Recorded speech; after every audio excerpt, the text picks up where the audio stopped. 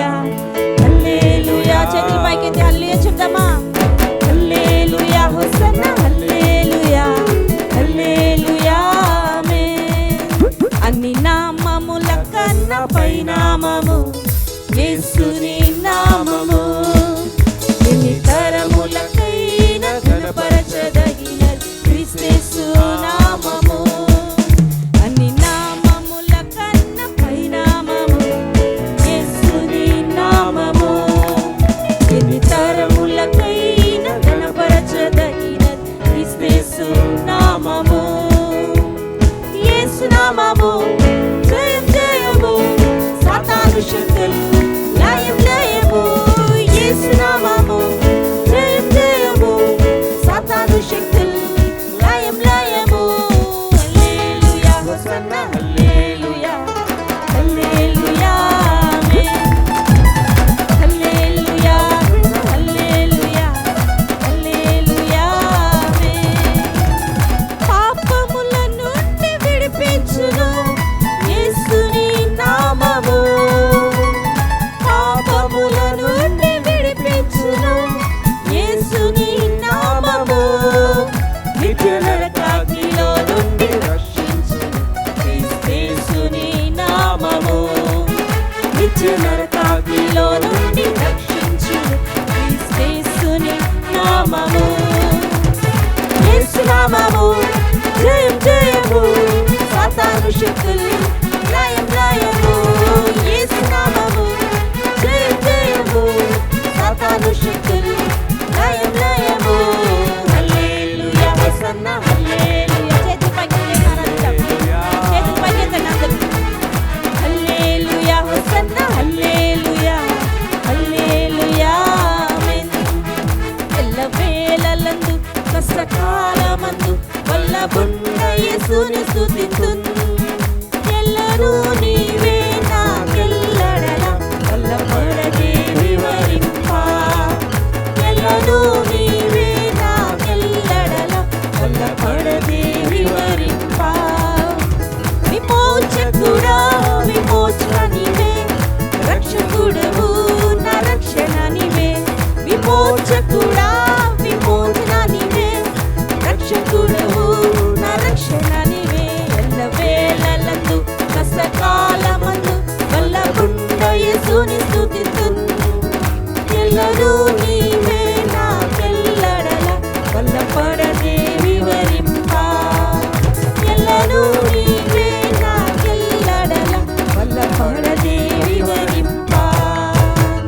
తంబురతోను నాట్యముతోను, తంబురతోను నాట్యముతోను, తంతి వజములతో తంతి వజములతో ఎల్లప్పుడు దేవుని స్తుతించుడి. దేవుని స్తుతించుడి, ఎల్లప్పుడు దేవుని స్తుతించుడి. సకల ప్రాణులు యెహోవాను స్తుతించుడి, సకల ప్రాణులు యెహోవాను స్తుతించుడి. హల్లెలూయా ఆమేన్ హల్లెలూయా ఆమేన్. ఎల్లప్పుడు దేవుని స్తుతించుడి, దేవుని స్తుతించుడి, ఎల్లప్పుడు దేవుని స్తుతించుడి. హల్లెలూయా. బిగ్గరగా దేవునికి హల్లెలూయా చెప్దామా? చనిపోయిన వారిని సరే చనిపోయారు అనుకుంటాం, ఇంకేం చేయలేం. యేసయ్య మనల్ని అలా వదిలేస్తే మన పరిస్థితి ఏమైపోయేది? We are dead in transgressions, we are dead in trespasses, sins. కానీ యేసయ్య ఏం చేశాడంటే మనం మార్క్ మిస్ అయ్యాం. సిన్ అనే మాటకు డెఫినేషన్ ఏంటంటే మిస్సింగ్ ద మార్క్. ఆజ్ఞ అతిక్రమమే పాపం.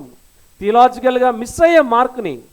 కానీ యేసయ్య ఏం చేశాడంటే పర్వాలేదులే, వాడు ఆత్మీయంగా చచ్చిపోయాడు, అయినా నేను బ్రతికిస్తానని చెప్పి, అయినను ఇంగ్లీష్లో అంటాడు but God, it is not you, salvation is all about God. మన ఎడల ఆయన చేసిన గొప్ప కార్యం. సంఘం అంటే ఆయన ఎంత ప్రాణమో ఇవన్నీ చూడండి. 8వ వచనం చూడండి. 8వ వచనం, మీరు విశ్వాసము ద్వారా కృపచేతనే రక్షింపబడి ఉన్నారు, ఇది మీ వలన కలిగినది కాదు, దేవుని వరమే. బా, వండర్ఫుల్ గిఫ్ట్. గిఫ్ట్స్ ఎక్స్చేంజ్లో ఏదో చిన్న గిఫ్ట్స్ తీసుకొచ్చాం మనం. కప్ సెట్టు, డిన్నర్ సెట్టు, లేదా గ్లాస్ సెట్టు ఏదో తెచ్చారు, ఒక్కొక్కరు ఒకటి తెచ్చారు. మనం ఇచ్చే గిఫ్ట్స్ చాలా లిమిటెడ్. బాగా సొంతోళ్ళు బాగా క్లోజ్ అనుకోండి, ఏమిస్తాం? బాగా క్లోజ్ ఏమిస్తాం? బాగా ఇవ్వటం కష్టం, మనకు మనసు రాదు, తీసుకుంటాం కానీ ఇవ్వటం మనసు. బాగా క్లోజ్ అయితే తప్పదు అనుకుంటే అప్పు చేసైనా మనం సొంత వాళ్ళకి మనం బంగారం పెడతాం, అంతే మనం ఇవ్వగలం.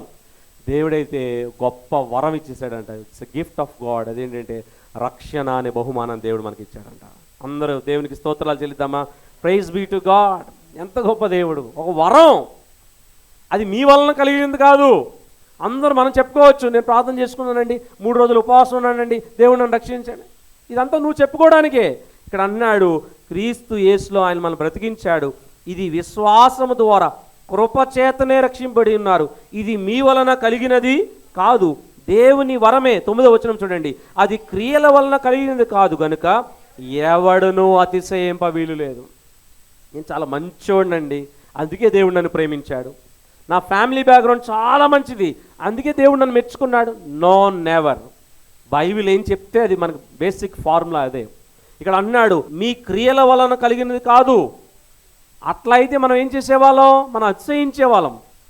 చాలా మంచోడండి, అందుకే దేవుడు నన్ను ఎన్నుకున్నాడు అనుకునేవాళ్ళం. మన క్రియలు దేవుడు ఎప్పుడు చూడాల అంటాడు. ఇంకో చోట యెషయా గ్రంథంలో, నీ క్రియలు మురికి గుడ్డల వంటివి. Your deeds are like filthy rags అంటాడు ఇంగ్లీష్లో. మురికి గుడ్డలు. మురికి గుడ్డని బాగా వాసన బాగుంది కర్చీఫ్ లోపల పెట్టుకుంటామా? తీసి పడేస్తాం. మురికి గుడ్డలు లాంటి మనల్ని తీసుకొచ్చి మళ్ళీ ఉతికి ఆరేసి మళ్ళీ దగ్గర తీసుకున్నాడు, కౌలించుకున్నాడు, కంఫర్ట్ రాసి మంచి స్మెల్తో. యేసుక్రీస్తు వారు తన రక్తం ఇచ్చి మనల్ని కొన్నాడు. ఇది మీ వలన కలిగింది కాదు, ఇది దేవుని వరమే అనే విషయాన్ని ఇక్కడ జ్ఞాపకం చేస్తున్నాడు. ఆయన గిఫ్ట్ ఇచ్చాడు. యేసయ్య నాకేమి ఇవ్వలేదని ఎప్పుడూ అనొద్దు. యేసయ్య ఇచ్చిన అన్నిటికంటే మించింది బంగారం, ఇవన్నీ కాదు.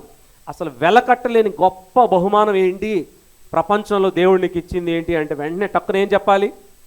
రక్షణ. దేవుడిచ్చిన రక్షణ అది ఒక గొప్ప వరమే. చూడండి 11వ వచనం చూడండి, మునుపు శరీర విషయంలో అన్యజనులై ఉండి శరీరమందు చేత్తో చేయబడిన సున్నతి గలవారు అనబడిన వారి చేత సున్నతి లేని వారు అనబడిన మీరు ఆ కాలమందు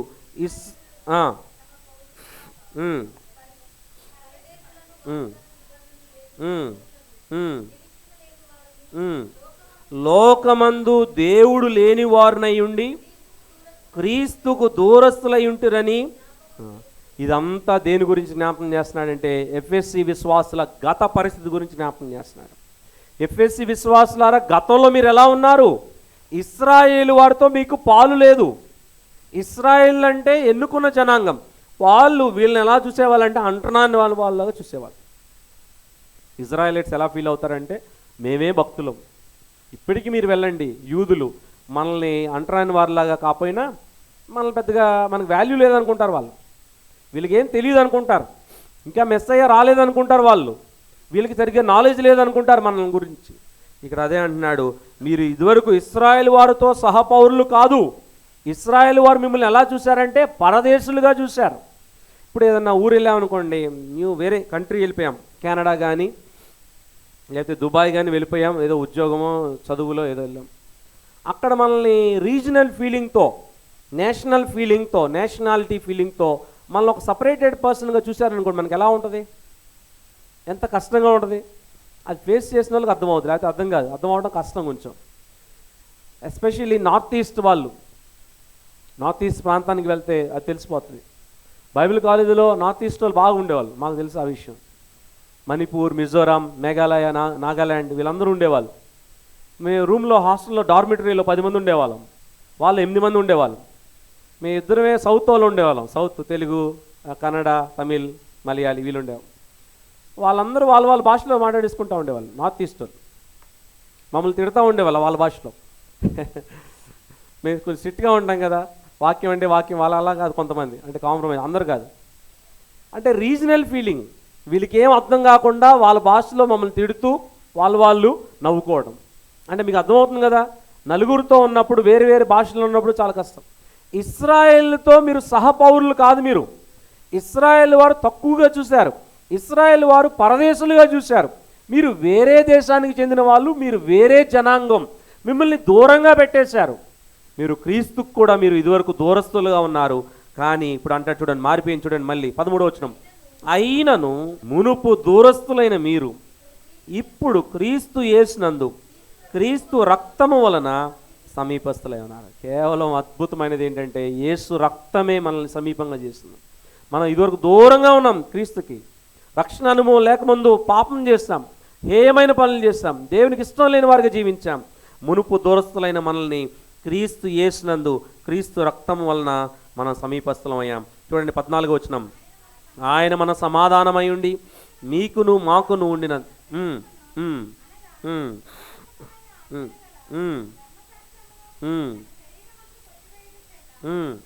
మధ్య గోడను పడగొట్టి మన ఉభయులను ఏకము చేశాను. ఫర్ ఎగ్జాంపుల్ మనం వెళ్ళాం, ఔటింగ్కి వెళ్ళాం, చిగురుకు వెళ్ళాం. అక్కడ అంతకుముందు ఇది వారధి ఉండేది కాదు, ప్రకాశం బ్యారేజ్ ఒకటే ఉండేది. ఇది ప్రకాశం బ్యారేజ్ ఏంటి, కృష్ణా జిల్లాకి గుంటూరు జిల్లాకి కనెక్షన్. ఒకవేళ అదే లేదనుకోండి ఎట్లా, అర్థమవుతుందా? నదిలో నుంచి ఈదుకుంటూ వెళ్ళాల్సిన పరిస్థితి, లేకపోతే బోట్లో వెళ్ళాల్సిన పరిస్థితి. కృష్ణా జిల్లాకి గుంటూరు జిల్లాకి ఏంటది, ఒక వారధి లాంటిది. ఇక్కడ ఒక వారధి, ఒక బ్యారేజ్, ఒక పెద్ద బ్రిడ్జ్ కుప్పకూలిపోతే ఏమవుతుంది, రెండు వైపులకి కనెక్షన్స్ ఉండవు. అర్థమవుతుంది కదా? ఇక్కడ ఒక ఇల్లస్ట్రేషన్ వాడుతున్నాడు, అదేంటంటే తండ్రి అయిన దేవునికి మానవునికి మధ్యలో ఉన్న బ్రిడ్జ్ తెగిపోయిందంట. తండ్రి అయిన దేవుడు పరిశుద్ధుడు, మానవుడు పాపం చేశాడు ఆదాము అవ్వ ద్వారా, మధ్యలో ఈ బ్రిడ్జ్ తెగిపోయింది. దేవుడు మంచిగా ప్రేమించి మానవుని చేశాడు, ఎప్పుడైతే పాపం చేశాడో ఈ బ్రిడ్జ్ కనెక్షన్ తెగిపోయింది. కానీ యేసుక్రీస్తు వారు ఆయన సిలువలో ప్రాణం పెట్టి తిరిగి తండ్రికి మానవునికి అనుసంధానాన్ని, ఆ మధ్య గోడను తిరిగి ఆయన కట్టాడంట. Praise the lord. ఈ బాధ, ఈ వేదన తీసివేసి మళ్ళీ ఐక్యపరిచాడంట మానవుణ్ణి దేవునితో. ఎంత గొప్ప ఆధిక్యత చూడండి. ఇక్కడ అదే అంటున్నాడు, ఇది మధ్య గోడను పడగొట్టి మన ఉభయులను ఏకం చేశాను. తండ్రి అయిన దేవునికి మానవునికి మధ్య ఉన్న ఆ గోడను పడగొట్టేశాడు, అగాధాన్ని తీసివేసి తిరిగి మళ్ళీ ఐక్యపరిచాడు. తండ్రి అయిన దేవునికి మానవునికి యాక్సెస్ లేదు, కానీ యేసుక్రీస్తు సిలువలో ప్రాణం పెట్టడం ద్వారా సమాధాన కారకుడు అంటాడు. ఇక్కడ వాడబడిన గ్రీక్ కనోటేషన్ ఏంటంటే రికన్సిలియేషన్. భర్త భార్య అలిగి 4 రోజులు మాట్లాడుకోలేదనుకోండి, ఎవరో ఒక వ్యక్తి వచ్చి, పెద్ద ఆయన వచ్చి మీ ఇద్దరిని మళ్ళీ కలిపారనుకోండి, ఎంత సంతోషంగా ఉంటుంది. రికన్సిలియేషన్ అంటారు. రెస్టోరేషన్, కలిసి మాట్లాడుకోవటం, మళ్ళీ మనసు విప్పి యథావిధిగా ఉండటం. తండ్రి అయిన దేవునికి మానవునికి ఇదివరకు చాలా చక్కటి ప్రేమ అనుబంధం ఉంది. పాపం వల్ల ఇది దూరం అయిపోయింది. యేసయ్య మళ్ళీ ఏం చేశారంటే తిరిగి దగ్గర తీసుకొచ్చి రికన్సిలియేషన్, సమాధానానికి కారకుడయ్యారు. యేసయ్య ఎంత ప్రేమించారు సంఘం అంటే, అందుకే ఆయనకు అంత ప్రాణం. సంఘం కోసం అంత ఆయన తీసుకున్నారు, టైం తీసుకున్నారు. 16వ వచనం లాస్ట్ లైన్లో, ఆయనయే మనకు సమాధాన కారకుడై ఉన్నాడు కనుక ఆయన వచ్చి దూరస్తులైన మీకును సమీపస్తులైన వారికి సమాధాన సువార్త ప్రకటించాడు. దేవుడు వరమే అంటున్నాడు, మీ వలన కలిగింది కాదంటున్నాడు, మీరు అతిశయపడ వీలు లేదంటున్నాడు. అంత మాత్రమే కాదు, మీరు విశ్వాసం ద్వారా కృపచేతనే మీరు రక్షింపబడ్డారు. మీరు మునుపు శరీర విషయంలో అన్యజనులై ఉన్నారు, ఇశ్రాయేల్ వారితో మీరు సహపౌరులుగా లేరు, మీరు పరదేశులుగా పరజనులుగా ఉన్నారు, క్రీస్తుతో మీకు సంబంధం లేదు, తండ్రి అయిన దేవునితో అనుసంధానం లేదు మీకు. కానీ యేసుక్రీస్తు తిరిగి మీకు సమాధానం ఏర్పాటు చేశాడు. సంఘాన్ని దేవుడు ఎంత ప్రేమిస్తున్నాడనే విషయాన్ని ఇక్కడ మనం జ్ఞాపకం చేసుకోవాలి. ఇక్కడ ఒక మాట, ఎఫ్ఎస్సి సంఘం లేకపోతే ఎఫ్ఎస్సి రాసిన పత్రిక అర్థం చేసుకోవడం కొంచెం కష్టమని స్టార్టింగ్లో చెప్పాను. వేరే పత్రికలు వేరు, ఎఫ్ఎస్సి పత్రిక వేరు. అక్కడికి నేను చాలా సింప్లిఫైడ్, చాలా వెరీ వెరీ సింపుల్ లాంగ్వేజ్లో నేను వెళ్తున్నాను. ఇదంతా ఎక్కువ బైబిల్ కాలేజ్ స్టూడెంట్స్కి చెప్పే లెవెల్ అది. కానీ వేదాంత పరంగా మాట్లాడితే మనకి అర్థమవకపోవచ్చు, కానీ క్లుప్తంగా మీకు అర్థమయ్యే రీతిలో చెప్పడానికి నేను ప్రయత్నం చేస్తున్నాను. 2వ అధ్యాయంలో చచ్చిన మనకు జీవం లేదు, యేసుక్రీస్తు వారు లైఫ్ ఇచ్చి మళ్ళీ బ్రతికించి మహా గొప్ప రక్షణ ఇచ్చారు. తండ్రితో సమాధానం లేదు మనకి, యేసుక్రీస్తు వారు సిలువలో ప్రాణం పెట్టి తిరిగి మనకి రికన్సిలియేషన్, సమాధానాన్ని ఏర్పాటు చేశారు. మనలో ఏమీ లేదు, ఆయనకు వరం ఇచ్చారు, రక్షణ అనే వరం ఇచ్చి ఆయన బిడ్డలుగా మనల్ని చేసుకున్నారు. ఎంత గొప్ప ఆధిక్యత! ఆయన రక్షించడం ద్వారా మనందరం ఒక సంఘంగా సమకూర్చబడ్డాం. లోగోస్ సంఘం, స్థానిక సంఘం, అలాగే సార్వత్రిక సంఘం. చూడండి 2వ అధ్యాయము 19వ వచనం. 2వ అధ్యాయం, కాబట్టి మీరిక మీదట పరజనులు పరిశుద్ధులతో ఏక పట్టణస్థులను దేవుని ఇంటి వారునై ఉన్నారు. చాలు. Church is not a building, church is a group of believers. ఇక్కడ ఒక మాట అంటున్నాడు, మీరు ఇంకా మీదట పరదేశులు కాదు, మీరు యేసు ప్రభు మిమ్మల్ని రక్షించుకున్నాడు. ఎఫెసీలారా, ఎఫెసీ విశ్వాసులారా, సంగమా, దేవుడు మిమ్మల్ని రక్షించుకున్నాడు, విలువైన రక్తం ఇచ్చుకున్నాడు. మీరు పరజనులు కాదు, మీరు ఏక పట్టణస్థులను దేవుని ఇంటి వారునై ఉన్నారు. You are the household of God, you are the family of God. సంఘం అంటే దేవుని ఇల్లు. ఇక్కడ సంఘం గురించి మాట్లాడుతున్నాడు. ఈ 4 వచనాలు కూడా సంఘం గురించే మాట్లాడుతున్నాడు. ఇదిగో ఇంత చేశాను నేను. 2వ అధ్యాయం 1 నుండి 18 వచనాలు 5 నిమిషాల్లో చెప్పేశాను నేను. ఎందుకంటే 19వ వచనం నుండి మనం చూడబోతున్నాం. ఈ సంఘము ఆయన ఇల్లు. మనందరం ఎవరు? ఆయన ఇంటి వారం. మన ఇంట్లో ఎలా ఉంటాం? కుటుంబ సభ్యులు, డాడీ, మమ్మీ, చెల్లి, అక్క, తమ్ముడు అందరం కలిసి ఎలా ఐక్యంగా ఉంటాం? మీరందరూ కూడా గుర్తుపెట్టుకోండి, ఇది దేవుని ఇల్లు. ఒక ఇంటిలో ఇది ఒక ఆత్మీయ ఇల్లు, spiritual house hold, family of God. అసలు దేవుడు ఈ ఇంటిని ఎలా తయారు చేశాడు? చాలా ఆశ్చర్యంగా ఉంటుంది. నాకు మీలో 90% మంది ఎవరిని నేను చూడలే, మొహాలు కూడా చూడలేదు. 90% మంది నాకు తెలియదు, పరిచయం లేదు. కానీ దేవుడు ఎలా తీసుకొచ్చాడు, ఎలా ఏర్పాటు చేశాడు, ఒక చోట సమకూర్చాడు. ఇది జాన్ విజయ్ కుమార్ గారిది కాదు, ఇది దేవుని ఇల్లు. Yes or no? It is God's house. మీరు ఒకటి భావించాలి, church is not a building, church is not a place where we not just gathering, but it's a place of belonging. ఇది దేవుని ఇల్లు, ఇది నా ఇల్లు, నా ఆత్మీయ ఇల్లు ఇది. ఇక్కడ అదే అంటున్నాడు, రక్షణ పొందారు. ఇంక మీరు పరదేశులు కాదు, మీరు పరజనులు కాదు, మీరు దేవుని ఇంటి వారై ఉన్నారు. ఇక్కడ లోగోస్ చర్చ్లో కూడా different backgrounds, different educational backgrounds, different colours, different caste, different heights, different families, రకరకాల ప్లేసెస్, రకరకాల వేరే స్టేట్స్, తమిళనాడు, తెలంగాణ, వేరు రాష్ట్రాల వాళ్ళు కూడా ఇక్కడ ఉన్నారు మన చర్చ్లో. కానీ ఇక్కడికి వచ్చిన తర్వాత మనందరం ఒక ఇంటి వారం అయిపోయాం. Praise the Lord. అదే సంఘంలో ఉన్న మాధుర్యం. అంత మాత్రమే కాదు, చూడండి 20వ వచనం చూడండి. క్రీస్తు యేసే ముఖ్యమైన మూలరాయి అయి ఉండగా అపోస్తులను ప్రవక్తలను వేసిన పునాది మీద మీరు కట్టబడి ఉన్నారు. 2 చెప్తున్నాడు ఇక్కడ. Christ is the corner stone.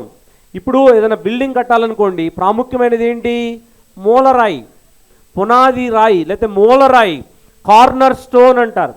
ఆ మూలరాయి సరిగ్గా వేస్తే దాని మీద ఒకటి తర్వాత ఒకటి అది కంటిన్యూస్గా స్ట్రక్చర్ అనేది ఫామ్ అవుతుంది. మూలరాయి ఎవరంటే క్రీస్తు.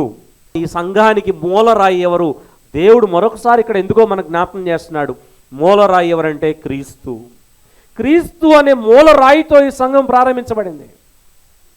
అంటే నేను మాట్లాడేది ఫిజికల్గా కాదు, ఇక్కడ బిల్డింగ్ గురించి మాట్లాడుతున్నాడు, స్ట్రక్చర్ గురించి మాట్లాడుతున్నాడు, స్పిరిచువల్ స్ట్రక్చర్ గురించి మాట్లాడుతున్నాడు.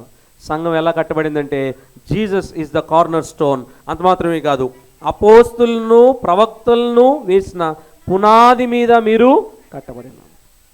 ఈ ఫౌండేషన్ ఏంటంటే అపోస్తులు ప్రవక్తులు అంటే వర్డ్ ఆఫ్ గాడ్. అపోస్తులు ఆ రోజున దేవుని వాక్యాన్ని ప్రకటించారు. అందుకేనంటాడు ఆది సంఘం గురించి, అపోస్తుల బోధ ఎందును, సహవాసమందును, రొట్టె విరుచుట ఎందును, ప్రార్థన ఎందును ఎడతెగక మీరుండాలి. ఈ సంఘం ఎలా కట్టబడిందంటే అపోస్తుల అలాగే ప్రవక్తల బోధ, వాక్యము. సింపుల్గా అర్థం అవ్వాలంటే సంఘం ఎలా కట్టబడాలంటే వాక్యము చేత కట్టబడాలి. చాలా ఇంపార్టెంట్. సమృద్ధి అయిన జీవాహారాన్ని దేవుడు నాకు అనుగ్రహించాడు, మీకు అనుగ్రహించాడు. అది నేను ధైర్యంగా చెప్పగలను. ఇంత కాన్సన్ట్రేటెడ్గా ప్రతి వారం అనేక బైబిల్ స్టడీస్, ఆదివారం ఆరాధనలో అనేక విధాలుగా దేవుడు సమృద్ధి అయిన జీవాహారం దేవుడు మనకి ఇచ్చాడు. అవునంటారా కాదంటారా? నిజంగా ఎంత it's a word of God which uplifts us. ఆత్మీయంగా మనల్ని బలపరిచేది అదే. వాక్యమే మనల్ని జీవింపజేస్తుంది. స్పిరిచువల్ నరిష్మెంట్ అదే, గ్రోత్ అదే. మనం ఎదగాలంటే వాక్యమే. మీరు ఎన్నైనా చెప్పండి, మ్యూజిక్, సందడి, లైటింగ్లు, చప్పట్లు కొట్టాలి, డ్యాన్స్ చేయటాలు, ఎగరటాలు, స్నాక్స్, ఇవన్నీ లిమిటెడే. అది ఎక్కువ కాలం నిలవదు అది. కానీ వాక్యం అనే ఫౌండేషన్ స్ట్రాంగ్గా ఉంటే సంఘం ఎప్పటికీ దేవుని కొరకు ఎత్తబడే సంఘంగా ఉంటుంది. Praise be to God. అదే చెప్తున్నాడు, ఈ సంఘానికి మూలరాయి క్రీస్తు. చర్చ్కి మనందరం దేవుని ఇంటివారం. Number 1. Number 2, Jesus Christ is the cornerstone. Number 3, the foundation ఏంటంటే దేవుని వాక్యం, వర్డ్ ఆఫ్ గాడ్. అందుకే లోగో సంఘానికి ఎవరు వస్తారంటే వాక్యాన్ని ఇష్టపడేవారే వస్తారు. హడావుడి చేసేవారు ఇక్కడ ఉండరు. ఎందుకంటే వాక్యమే ఇక్కడ ఉంటుంది. మనం వాగ్దానం చేసింది దేవుని వాక్యమే. ఇక్కడ కూడా సంఘం వాక్యం చెప్తున్నాడు, దేవుడు చెప్తున్నాడు ఇక్కడ, అపోస్తులను ప్రవక్తలను వేసిన పునాది మీద మీరు కట్టబడి ఉన్నారు. మీరు అది చిన్న విషయం కాదు. ఆ గుడిని భయంకరమైన విగ్రహారాధన వదిలి చిన్న పూరిపాకలో దేవుణ్ణి ఆరాధిస్తున్నారంటే నిజంగా దేవుడు మీ జీవితాల్లో గొప్ప కార్యం చేశాడు. మీరు ఎలా కట్టబడ్డారంటే, మీ స్ట్రక్చర్ ఎలా కట్టబడిందంటే వాక్యము చేత, అపోస్తులు ప్రవక్తలు చెప్పిన మాటలు, వాటి చేత మీరు కట్టబడ్డారంటున్నాడు. చూడండి, కొంచెం ముందుకు వెళ్ళిపోదాం. ప్రతి కట్టడమును ఆయనలో చక్కగా అమర్చబడి ప్రభువునందు పరిశుద్ధమైన దేవాలయమగుటకు వృద్ధి పొందుచున్నది. ప్రతి కట్టడమును చక్కగా అమర్చబడి. ఇక్కడ ఇప్పుడు ఫర్ ఎగ్జాంపుల్ కడుతున్నామండి, ప్రతిదీ చాలా ఇంపార్టెంటే. ఒక బ్రిక్ పెట్టినప్పుడు, ఒక స్టోన్ పెట్టినప్పుడు మధ్యలో మళ్ళీ సిమెంట్ వేయాలి, మళ్ళీ పక్కన ఇంకో బ్రిక్. ప్రతి కట్టడమును చక్కగా అమర్చబడి. వాళ్ళు టాపీ వాళ్ళు, చదువు ఉండదు వాళ్ళకి, కానీ పని నేర్చుకుంటారు, పని చాలా చక్కగా చేశారు. వాళ్ళకున్న నాలెడ్జ్ మనకు ఉండదేమో, చాలా పర్ఫెక్షన్ ఉంది వాళ్ళలో పనిలో. ప్రతిదీ చాలా చక్కగా నీట్గా అమర్చి చక్కగా వాళ్ళు చేశారు. ఏది అజాగ్రత్తగా అశ్రద్ధగా చేయలే, ఓవర్ కాన్ఫిడెంట్గా చేయలే. ప్రతి చిన్నది సెన్సిటివ్గా వాళ్ళు చూసుకున్నారు. ఎందుకు చెప్తున్నానంటే ప్రతి రాయి కూడా సంఘములో చాలా ఇంపార్టెంట్. ఇక్కడ ఎక్కడన్నా గ్యాప్ వచ్చిందనుకోండి ఏమవుతుంది, ఈ స్ట్రక్చర్ కుప్పగూలిపోతుంది. మధ్యలో సిమెంట్ వేయాలి, పక్కన ఇంకో రాయి ఉండాలి, చక్కగా అమర్చబడాలి. అంటే సంఘములో ప్రతి రాయి కూడా ఇంపార్టెంట్. సంఘములో ఆత్మీయంగా రాళ్ళు ఎవరంటే విశ్వాసులే, మీరే. మీరందరూ చక్కగా అమర్చబడితే, ఒకరిలో ఒకరు ఐక్యత ఉంటే, ఇంగ్లీష్లో వాడబడిన మాట ఏంటంటే ఇంటర్ ఓవెన్, ఒకరిలో ఒకరు ఐక్యంగా ఉండాలి. బంధం, ఫెవికాల్ వాడు యాడ్ ఇస్తూ ఉంటాడు కదా, ఫెవికాల్ లాంటి బంధం ఉండాలి సంఘంలో. ఇంటర్ డిపెండెంట్ అంటాడు, ఒకరి మీద ఒకరు ఆధారపడాలి, ఒకరినొకరు ప్రేమించుకోవాలి. ఇక్కడ అదంటున్నాడు, చక్కగా ప్రతి కట్టడమును ఆయనలో చక్కగా అమర్చబడి ప్రభువునందు పరిశుద్ధమైన దేవాలయం ఒకటకు వృద్ధి పొందుతుంది. అన్ని రాళ్ళు చక్కగా పేర్చబడినవనుకోండి ఏమవుద్ది, ఆ బిల్డింగ్ స్ట్రక్చర్ అనేది నీట్గా ఫామ్ అవుతుంది. చర్చ్ కూడా అంతే, ఆత్మీయంగా మాట్లాడుతున్నాడు. ప్రతి ఒక్కరు కూడా ఇంపార్టెంటే. స్టూడెంట్స్ ఏముందలే, వస్తున్నారు, వింటున్నారు, వెళ్ళిపోతున్నారు, అట్లా అనుకో. మనం స్టూడెంట్స్ కోసం 12,000 రూపాయలు ఖర్చు పెట్టి స్పెషల్ యూత్ మీటింగ్ ఏర్పాటు చేశాం. సంఘం ముందుకు వచ్చినా ముందుకు రాపోయినా పర్లేదు, దేవుని పని నమ్మకంగా చేయాలి. వాళ్ళు వస్తున్నారు, వెళ్ళిపోతున్నారు, స్పెషల్గా వాళ్ళకి యూత్ మీటింగ్ పెట్టాలని చెప్పి 12,000 రూపాయలు ఖర్చు పెట్టి స్పెషల్గా ఒక రోజంతా యూత్ మీటింగ్ పెట్టి దేవుని వాక్యాన్ని వారికి అందించాం. Every one is important in the church, every single individual is important. ఇక్కడ అన్నాడు చూడండి, ప్రతి కట్టడమును ఆయనలో చక్కగా అమర్చబడి. మీరు దేవుని కొరకు నమ్మకమైన కట్టడంగా మీరు ఉండాలి, నమ్మకమైన రాయిగా మీరు ఉండాలి. రాయి స్టెబిలిటీకి గుర్తు, స్టోన్. అందుకని ఇక్కడ అంటున్నాడు చూడండి, మీరు పరిశుద్ధమైన ఆలయం ఒకటకు, దేవాలయం ఒకటకు వృద్ధి పొందుతున్నది. 22వ వచనం, ఆయనలో మీరు కూడా ఆత్మ మూలముగా దేవునికి నివాస స్థలమై ఉండుటకు కట్టబడుచున్నారు. గుర్తుపెట్టుకోండి, ఇదంతా కట్టిన తర్వాత ఈ కట్టడంలో ఎవరుంటారంట, దేవుడే నివాసం చేస్తాడంట. ఇక్కడ వాడబడిన మాట ఏంటి, టాబర్నెకల్. టాబర్నెకల్ అంటే డ్వెల్లింగ్ ప్లేస్. ఆ రోజుల్లో మందసం ఎక్కడ ఉంటే అక్కడ దేవుని సన్నిధి ఉండేదంట. అక్కడ pillar of cloud, pillar of fire అంటే పగలు మేఘస్తంభము, రాత్రి అగ్నిస్తంభం. అది ఎక్కడుంటే అక్కడ దేవుడు ఉండేవాడంట. మందసం ఎక్కడుంటే అక్కడ దేవుడు ఉండేవాడంట. ఈ కట్టడం ఎంత అమర్చబడింది. ఈ కట్టడం అమర్చబడిన తర్వాత మనందరం చక్కగా హ్యాపీగా ఇక్కడ దేవుని ఆరాధించుకుంటున్నాం. ఈ కట్టడం ఎవరంటే మీరు. ఈ కట్టడం ఎవరు ఉండాలనుకుంటున్నారంటే దేవుడు నివాసం చేయాలనుకుంటున్నాడంట. ఈ చర్చ్లో, లోగో సంఘంలో దేవుడు నివాసం చేయాలనుకుంటున్నాడు. మనల్ని ఆత్మీయంగా బలపరచాలనుకుంటున్నాడు. అందుకే ఇక్కడ ఒక మాట రాయబడింది, మీరు కూడా ఆత్మ మూలముగా దేవునికి నివాస స్థలమై ఉండుటకు కట్టబడుచున్నారు. ఇక్కడ వాడబడిన మాట ఏంటంటే present continuous tense, being built. ఇంకా అవలా, వర్క్ అవలా. ఆయన వచ్చే వరకు, మధ్యాకాశానికి వచ్చే వరకు కూడా ఈ పనిని మనం కొనసాగించాలి. Praise the Lord. ఇంకా అవలా, ప్రజెంట్ కంటిన్యూస్ టెన్స్, మీరు కట్టబడుచున్నారు. ముందుంది ముసళ్ళ పండగ అన్నట్టు ఇంకా చాలా ఉంది. ఆయన రాకడ, ఆయన మధ్యాకాశానికి వస్తాడు. ర్యాప్చర్ మధ్యాకాశానికి వచ్చినప్పుడు మన లోగోస్ సంఘం ఎత్తబడే సంఘంగా ఉంటే అంతకు మించిన ఆనందం ఈ లోకంలో ఏమీ లేదు. సో ప్రతి కట్టడం కూడా చక్కగా అమర్చబడాలి. మీరందరూ కూడా లోగోస్ సంఘంలో ఉన్న ప్రతి విశ్వాసి కూడా చక్కగా అమర్చబడాలి. దేవునికి నివాస స్థలంగా సంఘం ఉండాలి. అట్టి కృప పరిశుద్ధాత్మ దేవుడు అనుగ్రహించునుగాక. తలలు వంచండి, ప్రార్థన చేసుకుందాం. ప్రభువా, ఇంతగా నన్ను ప్రేమించావయ్యా, నీ శక్తిని నేను సరిగ్గా తెలుసుకోవట్లేదయ్యా, నీ బలాతిశయాన్ని సరిగ్గా నేను తెలుసుకోవట్లేదు ప్రభువా. నా జీవితంలో నీ శక్తిని పరిపూర్ణం చేయండి. నీ కొరకు నీ సాక్షిగా నేను జీవిస్తానయ్యా. లోగోస్ సంఘములో నన్ను పాలి భాగస్తునిగా చేసినందుకు వందనాలయ్యా. ప్రభువా, క్రీస్తు యేసే ఈ సంఘానికి మూలరాయి. ఆయన ఈ దేవాలయానికి పునాది, అపోస్తలు, ప్రవక్తల బోధ, దేవుని వాక్యం. నాయన, నీ వాక్యం చేత సంఘం కట్టబడాలి. నీ వాక్యంలో సంఘం ఎదగాలి నాయన, బలపడాలి. వాక్యం పట్ల ఆసక్తి ఇంకా దయచేయండి. సరిపోదు నాయన. నీ వాక్యం పట్ల తృష్ణ, దాహం, ఏదో వచ్చి ఒక గంట సేపు కూర్చొని అటెండెన్స్ వేసుకుని వెళ్ళిపోవటం కాదయ్యా. నీ వాక్యం లేకపోతే మేము బ్రతకలేము నాయన. నీ వాక్యం మా జీవితాల్లో లేకపోతే ఆత్మీయంగా జీవోత్సవాలు లాంటి వారు నాయన. జీవిస్తున్నామనే పేరే కానీ ఆత్మీయంగా చచ్చుబడిపోతాం. ప్రభా, అలాంటి పరిస్థితుల్లోకి మమ్మల్ని తీసుకువెళ్ళొద్దు నాయన. మా పునాది వాక్యమై ఉండాలి. నీ వాక్యము చేత మమ్మల్ని తృప్తిపరిచారయ్యా. ఇంకా మాకు ఆకలి ఉంది, ఇంకా మాకు దాహం ఉందయ్యా. ఆత్మీయ ఆకలితో మేము ఉన్నాం, మమ్మల్ని తృప్తిపరచండి. నీ మాటలు భుజించి అనుభవం మాకు దయచేయండి. జీవితాంతం రుణపడి నీ కొరకు జీవించడానికి ప్రభా, సంఘముగా మమ్మల్ని అందరూ మీరు వాడుకోమని, సంఘముని శరీరమని, సంఘంగా మేము కట్టబడాలని మరొకసారి మాకు జ్ఞాపకం చేసినందుకు నీకు వందనాలు తెలియజేస్తూ యేసు నామమున ప్రార్థించి స్తుతించి వేడుకొంచున్నాము తండ్రి. ఆమేన్.